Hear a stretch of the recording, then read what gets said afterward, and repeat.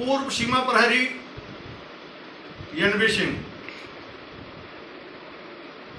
आज मैं विपक्ष और भारत में बैठे ऐसे लोग, धिक्कार है ऐसे भारतीयों का जो खाते तो हैं भारत की और गीत गाते हैं पाकिस्तान और चाइना की। सवाल पूछते हैं 2014 के बाद अभी तक क्या हुआ। हमेशा एक सुर में सारे विपक्षी सवाल पूछते हैं। सवाल ही पूछना है तो उस समय पूछिए जब श्रीनगर के चिरारे शरीफ को आरआर और सीमा सुरक्षा बल 7 दिन तक घेर रखी थी और 7 दिन के बाद जहां पर 20 मिलिटेंट उपस्थित थे, अचानक केंद्र सरकार ने बोला कार्डन छोड़ दो, मिलिटेंटों को जाने दो। वो दिन आपको याद नहीं आता? उस बात पर आपको सवाल उठाने की इच्छा नहीं होती? आप कुलगांव के घासरन राष्ट्रीय राइफल के कैंप के ऊपर जब आत्मघाती हमला हुआ था, कितने जवान शहीद हुए थे। वह मिलिटेंट कहाँ से आए थे?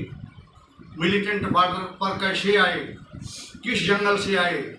मालवान की पहाड़ी पर कैसे चढ़े?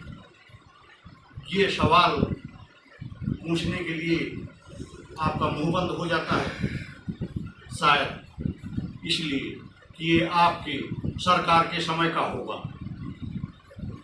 मैं आपको बताना चाहूँगा, अनंतनाग के छट्टी सिंहपुरा में जब 36 सरदारों को मौत के घाट उतार दिया गया था, उस समय आप कहाँ थे? सरकार में थे ना?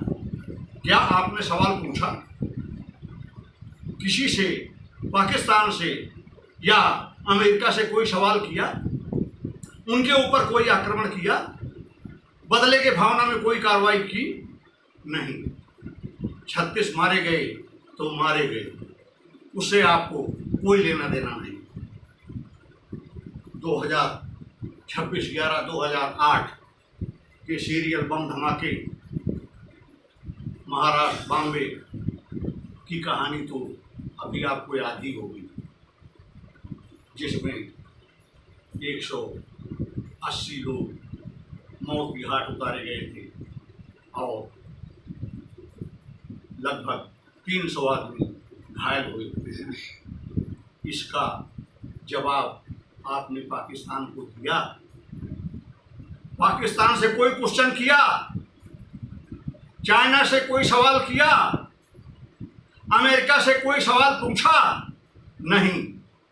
आप तो इसलिए पैदा हुए हो कि अच्छा खाओ, ढोल बजाओ और 2014 के बाद मोदी सरकार में जो भी कुछ हुआ है उस पर सवाल पूछो। सवाल पूछो। उड़ी में आतंकवादी हमला हुआ था, हमारे जवान शहीद हुए थे, तो क्या वहाँ पर हमारी मोदी सरकार ने पाकिस्तान के ऊपर सर्जिकल स्ट्राइक नहीं की थी? उनका नुकसान नहीं किया था? उन जवानों की शहादत का बदला नहीं लिया था? जब बालाकोट में आत्मघाती दस्ता सीआरपीएफ के गाड़ी के नीचे अपनी कार ला करके और विध्वंसक बारूदी प्रहार किया, हमारे 40 जवान शहीद हुए, तुरंत बाद एयर स्ट्राइक नहीं हुई क्या? आपने बालाकोट के ऊपर जो एयर स्ट्राइक की गई उसको आपने नहीं देखा क्या?